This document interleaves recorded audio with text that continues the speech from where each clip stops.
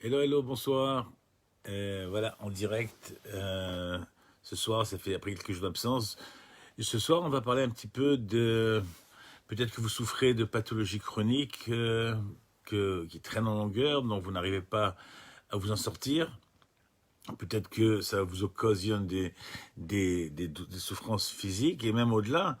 Parfois, ça va se rajouter une souffrance morale, une souffrance de dépression, dire qu'il n'y a rien à faire, c'est un sentiment d'impuissance, on a tout essayé. Et peut-être que sûrement ça doit aussi impacter votre vie de tous les jours, votre tempérament, votre personnalité. Peut-être que vous avez dû changer complètement, radicalement les habitudes de vie. Et peut-être qu'aussi ça impacte votre famille, vos proches, etc. Et donc, alors la question qu'on va poser, est-ce que c'est complètement irréversible? Est-ce que c'est quelque chose qui est inéluctable, qu'on peut rien faire? Est-ce que c'est irrémédiable? Est-ce que c'est quelque chose avec laquelle, une situation avec laquelle on peut en finir, ou au moins tenter de l'améliorer? C'est ce qu'on va essayer de voir ce soir dans ce live. Et essayer de répondre à quelques questions, d'apporter un éclairage tout au moins. Alors pour ceux qui ne me connaissent pas, voilà, encore, je suis Hanania El Fassi, je suis coach de vie, thérapeute holistique, et j'aide mes patients à retrouver leur bien-être, le chemin de l'épanouissement, l'équilibre, l'harmonie, et reprendre un peu le cours de leur vie de façon beaucoup plus épanouie. Alors, j'ai la suite des derniers lives que j'ai fait sur le concept holistique. J'ai eu beaucoup de demandes, beaucoup de questions. Je vous remercie d'ailleurs. Et avant d'aller un peu plus loin, peut-être que si ça vous concerne, si c'est quelque chose qui est dans votre, laissez-moi en commentaire si c'est quelque chose qui vous parle, si c'est quelque chose à laquelle vous êtes confronté, ou si des proches sont confrontés à ça également. On pourrait essayer de leur donner des conseils. En tout cas, n'hésitez pas à partager, inviter d'autres personnes sur le live. D'ailleurs, vous pourrez le revoir en replay. En tout cas, je voudrais apporter un éclairage. On m'a posé plusieurs fois la question, c'est quoi le concept de holistique? Holistique, c'est-à-dire qu'aujourd'hui, la médecine a tendance à de plus en plus à prendre en compte la personne dans son intégralité, dans sa globalité, c'est-à-dire pas seulement au niveau physique, allopathique, comme on l'a fait pendant tout ce siècle, mais grâce aux neurosciences, grâce à toutes les nouvelles approches, on conçoit de plus en plus qu'il y a d'autres niveaux qui impactent la pathologie. Alors, pour donner un exemple simple, j'ai expliqué ça l'autre jour à quelques élèves. Donc, je leur ai dit, écoutez, vous avez une fuite dans la maison, vous rentrez dans la maison, imaginons que vous avez un immeuble dans lequel vous habitez, vous rentrez, il y a une inondation dans la maison. Donc, le réflexe premier et la démarche, comprenez ça, transposez ça dans la vie de tous les jours, immédiate, c'est d'aller trouver un spécialiste pour nettoyer. Allô, docteur, ou allô, installateur, j'ai une fuite, j'ai besoin que vous veniez. Donc, il y a deux options. Soit on calme la personne en lui donnant une solution d'appoint, nettoie ta fuite, passe la serpillière, on ferme un robinet, c'est fini. Ou bien, on va essayer de trouver la cause. On va chercher d'où ça vient. Peut-être qu'on va jeter un coup d'œil au plafond, et on se rend compte qu'au plafond, il y a une fuite. Peut-être que ça vient du voisin. Donc, on va monter chez le voisin pour voir quel est le problème. Si lui-même a ce problème, donc on va traiter le problème à l'étage au-dessus pour descendre à l'étage en dessous. Et si on a trouvé, le problème est réglé. Parce que là, on a traité la cause et non plus la conséquence. Et si c'est pas suffisant, on montera à l'étage au-dessus, etc. Mais tant qu'on n'aura pas fermé le premier robinet, ça continuera à couler et on continuera à avoir cette même problématique au jour le jour. Alors ça, c'est l'exemple. Mais la question qui se pose ici, est-ce que l'inondation que j'avais à la maison, c'est la problématique, c'est la maladie, ou bien le problème vient d'ailleurs? En réalité, l'inondation, c'est un signal de SOS, il y a un problème. Au contraire, c'est quelque chose qui est un signe positif pour dire j'ai un problème, il faut régler ce problème. Ça sert à rien de le masquer, de l'effacer, de l'éponger, etc. Il faut aller trouver. Donc la même chose dans le langage holistique, on va tenir compte de la personne dans sa globalité. On va regarder à tous les étages. En général, ils vont venir nous voir quand ils ont déjà un problème qui est comparable à une inondation. Ils ont déjà un symptôme, ils ont un problème dans le corps, ils ont déjà un problème qui est manifeste. Et si on va juste prendre un comprimé pour cacher une douleur, pour baisser la fièvre, pour calmer la démangeaison, on aura fait exactement la même chose que la personne qui va passer l'éponge. Ça va calmer un petit moment et ça reviendra. Alors je ne dis pas encore une fois, qu'on se mette bien clair, qu'il ne faut pas intervenir du point de vue médical dans une première urgence. Oui, bien sûr, il est évident qu'il faut le faire, mais il ne faut pas s'arrêter à ça. Ce que je veux dire, c'est qu'il ne faut pas s'arrêter qu'à ça. Il faut aller plus loin, il faut essayer de remonter la cause. Et en général, quand on fait un bilan holistique, c'est pour ça que quand les gens viennent nous voir, avant de faire tout un traitement, on cherche un petit peu à voir à tous les étages où est le problème. Alors, il y a plusieurs étages. Bien sûr qu'il y a plusieurs étages. Il y a d'abord le physique. Le physique, lui-même, on l'a déjà expliqué plusieurs fois dans d'autres vidéos. Mais le physique lui-même, il est sous un étage, l'étage qui est au-dessus. Vous imaginez des poupées russes comme ça, des poupées qui s'emboîtent les unes dans les autres, et chacune est en contact de la seconde, et chacune influence la seconde. Donc, il y a plusieurs étages, que ce soit après le niveau physique, le niveau énergétique. Lui-même, c'est lui qui va alimenter les différents organes du corps, les différents tissus du corps. La médecine holistique, en tout cas la médecine chinoise sur laquelle qui a vulgarisé un peu ces concepts, bien qu'ils aient été connus depuis l'Antiquité, mais aujourd'hui la médecine chinoise, elle repose, la médecine en tout cas énergétique, elle repose sur l'idée que si un corps il est bien équilibré, s'il est bien alimenté du point de vue énergétique, si les flux vitaux qui alimentent le corps, que ce soit le flux sanguin, la chaleur, c'est aussi un flux qui circule le corps. Et le chi c'est l'énergie vitale qui permet à tous les systèmes de fonctionner. Alors, si ça circule bien, si c'est en harmonie, alors l'état de santé, ce qu'on appelle l'homéostasie, se met en route. Il n'y a aucun problème pour que le corps puisse régler ses petits problèmes au jour le jour. Évidemment, on ne parle pas de maladies qui sont des maladies beaucoup plus graves. Pour l'instant, on parle en termes de maladies préventives. Et même dans les cas des maladies qui sont graves, sur lesquelles un traitement lourd est imposé, et il faut y aller, aujourd'hui, de plus en plus, on apporte un soutien holistique pour calmer un petit peu les émotions, pour calmer les états mentaux, et ça aide la personne à récupérer, parce qu'elle est dans une meilleure homéostasie. Donc après l'étage des émotions, des énergies, il y a un autre étage qui lui aussi va impliquer, donc c'est pas le moment ici je peux pas tout expliquer, mais il y a des cours entiers, des formations entières, pour ceux que ça intéresse, je vous invite à aller voir sur mon blog qu'est-ce qui se passe là-bas, il y a beaucoup d'articles qui parlent de ça. Tous les niveaux vont impacter les uns les autres. Au-dessus de l'énergie, on a dit qu'il y a les émotions. Au-dessus des émotions, il va y avoir le mental. Au-dessus du mental, le sentimental. Au-dessus du mental, il y a l'esprit. L'esprit, c'est tout ce qui est nos croyances, etc. Il peut y avoir un niveau spirituel. On peut encore continuer de plus en plus haut. Mais toujours aussi que lorsque la personne va venir nous voir, on va comprendre un petit peu, essayer d'établir un profil. Voilà. Ce que je le dis, un profil énergétique, un profil émotionnel, un profil mental, un profil d'un parcours pour voir un petit peu au niveau de son niveau spirituel, je sais pas de mot spirituel, parce que ça fait tout appel à quelque chose de beaucoup plus... Non, mais simplement au niveau de ses croyances, au niveau de ses convictions. Pourquoi ? Ça devient des traits de caractère. Ces traits de caractère deviennent des tempéraments. Ces tempéraments engendrent des comportements. Ces comportements engendrent des manières de penser, des manières de réagir, des manières de vivre. Et enfin, finalement, c'est le corps à la fin qui fait qu'on a une soupe qui nous est servie. Maintenant, voilà, débrouille-toi. Jusqu'à présent... En tout cas, de moins en moins aujourd'hui, parce que de plus en plus de gens prennent conscience qu'il faut aller voir ailleurs ce qui se passe. Prenez un médicament, ils ne voulaient pas être responsables. Ils prenaient voilà, docteur, j'ai ça, donnez-moi un comprimé, au revoir et merci, rentrez chez eux. Ça passe. Quand c'est des choses de tous les jours, ça passe forcément. Mais quand c'est plus compliqué, alors qu'est-ce qu'on fait ? On ne trouve pas de traitement. Alors ça devient chronique, et ça impacte énormément tout le reste du système, et puis surtout on baisse les bras, surtout on n'a plus envie de se battre, surtout on n'a pas de solution, on ne sait pas. Lorsque les patients viennent nous voir, alors on va l'expliquer.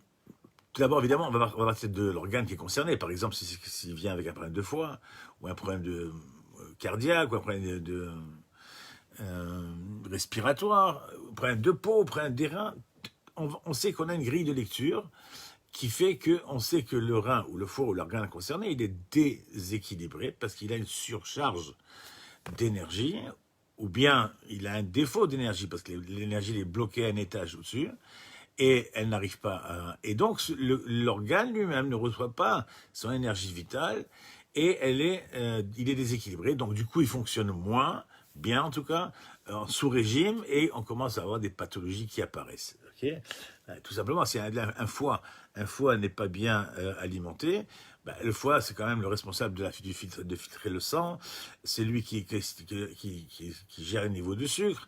Imaginons quelqu'un qui est maintenant en stress. Un exemple tout simple pour comprendre de quoi on parle. Quelqu'un qui est en stress. Le stress, c'est un phénomène extraordinaire. C'est un phénomène que le corps gère très bien, que le corps, c'est un mode de survie, c'est un phénomène de survie. Le corps gère ça très bien, et puis quand passe la phase d'excitation, ben, il redescend dans une phase de compensation, et on retrouve un état normal, et on continue la vie de tous les jours. Mais qu'est-ce qui se passe maintenant lorsque le stress, par exemple, il est permanent? On vit une situation permanente, chronique.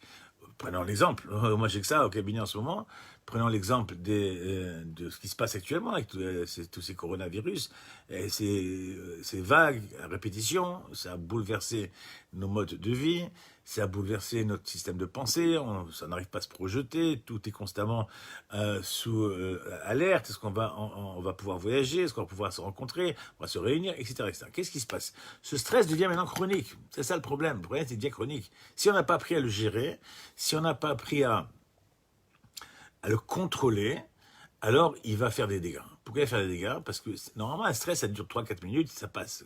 C'est un phénomène qui est fait pour éviter un camion qui nous fonce dessus, ou un lion qui va manger le zèbre. Il y a un phénomène de stress qui se démarre, et il trouve une solution, des ressources physiques pour échapper. Et une fois qu'il a échappé, vous saviez que par exemple une biche ou un cerf ou un zèbre, une fois qu'il a été coursé par le lion, qu'est-ce qu'il fait? Il revient au même endroit. Il revient au même endroit. Dis-moi, pourquoi il n'a pas conscience? Non, parce que l'instant où il a passé sa fuite, il est revenu à un état équilibre, il revient à l'endroit. Donc il a oublié ça. Mais nous, chez nous les humains, on n'arrive pas à se détacher de ça, et donc ça devient chronique. Alors imaginez que pendant 1 heure, 2 heures, 3 heures, une journée, des fois ça dure très longtemps, les mêmes sécrétions hormonales, les mêmes réflexes qui vont solliciter tous les organes, que ce soit le foie, le cœur, les poumons, et bien ils fonctionnent en permanence, en permanence, en permanence.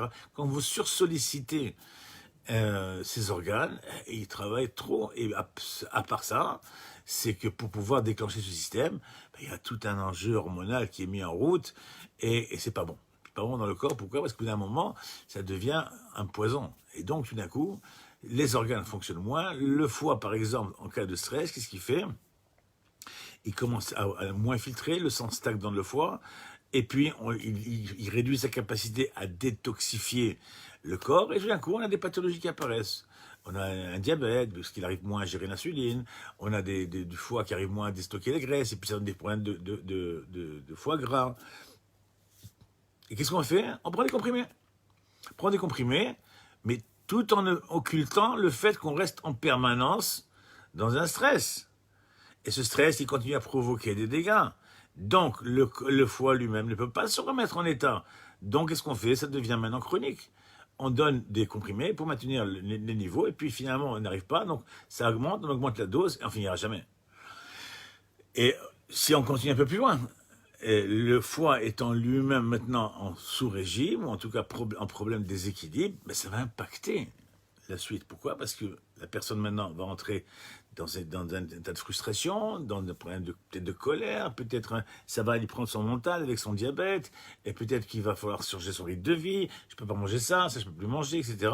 Donc ça va générer une autre émotion qui va se rajouter là-dessus. Ça peut être la colère, ça peut être la frustration, ça peut être l'envie qui est refoulée, ça peut être la jalousie, pourquoi les autres et pas moi, et pourquoi moi et c'est tombé sur moi, etc. etc. Ah.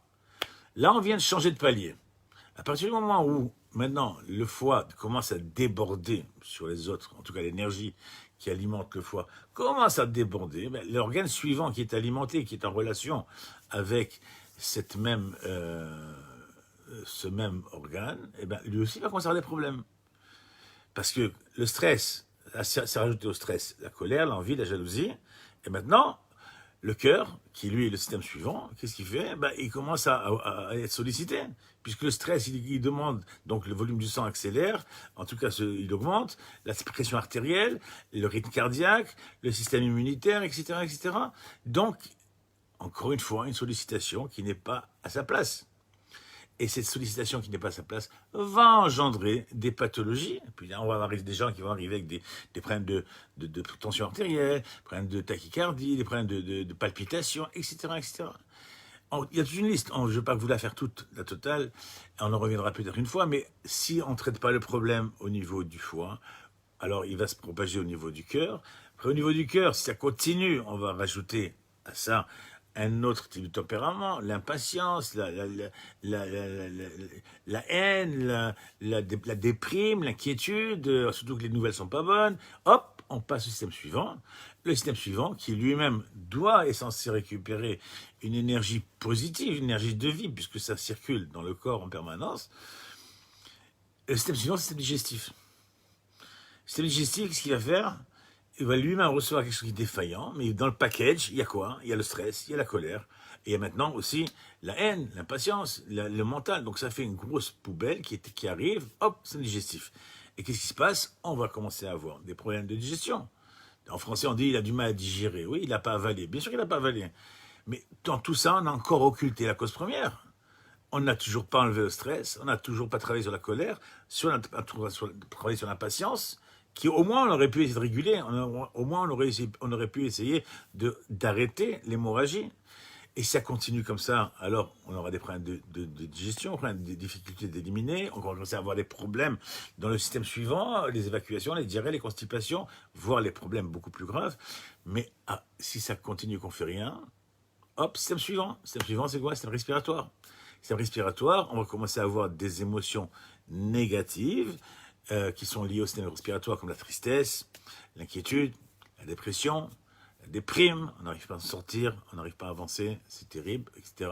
On s'est déjà résigné.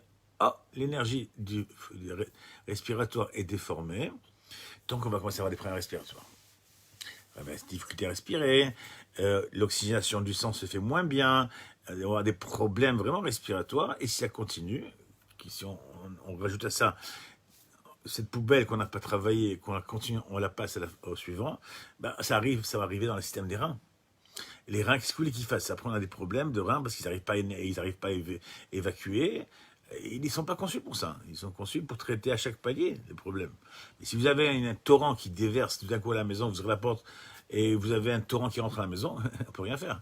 Donc, les problèmes au niveau des reins, ça va être des problèmes des cailloux dans les reins, ça va être des coliques néphrétiques, ça va influencer sur la vessie, l'urée, etc., etc. Donc, je ne vais pas vous faire un cours ici, mais c'est très, très intéressant, encore une fois. Dites-moi en commentaire s'il y a des choses qui peuvent vous aider. Nous, ce qu'on dit en thérapie holistique, c'est qu'on veut arrêter, on veut casser ça. La première chose, la personne vient. D'abord, on essaie de voir à quel niveau elle se situe, où est-ce qu'elle est bloquée, dans quel système elle est bloquée. D'abord, on comprend où elle est, et là-bas, on essaie de trouver à quel étage c'est. Donc pour ça, on fait ce qu'on appelle un bilan holistique. Ça fait déjà 20 minutes qu'on parle, donc je n'aurai pas le temps de finir cette vidéo aujourd'hui, mais je vous invite dans la semaine, demain ou après-demain peut-être, j'essaierai de continuer cette présentation pour vous expliquer c'est quoi le bilan holistique. Et en tout cas, je vous invite pour l'instant, en tout cas, à me dire dans les commentaires si c'est des choses sur lesquelles vous voulez qu'on parle, si on peut vous aider. En tout cas, sachez une chose, c'est que on peut à tout instant déjà arrêter l'hémorragie. On peut déjà bloquer. Revenir en arrière, ça va dépendre de beaucoup de choses. De la personne, de la volonté, de son mental, de combien elle est prête à... Et ça dépend aussi à quel étage ça se situe dans la problématique. Et puis surtout, ça dépend aussi du corps. Si le corps il a déjà lâché une partie, bon, ça va être compliqué. Mais en tout cas, je vous dis, voilà, rien que cette semaine, j'ai eu quelqu'un que j'ai traité depuis un mois déjà, suite à des coliques néphrétiques. Il avait fini en urgence, il y avait des cailloux, et on l'a convoqué pour faire une opération, et pour intervenir, une intervention en tout cas, pour essayer de... Et j'ai eu la chance de les choper juste... il est venu voir juste après la crise de l'hôpital, parce qu'il ne pouvait pas le traiter tout de suite, il fallait attendre quelques jours. Je lui ai expliqué le système, on a fait un travail. On a travaillé là-dessus, et Eh bien, écoutez, ça fait un mois maintenant, il n'est toujours pas opéré.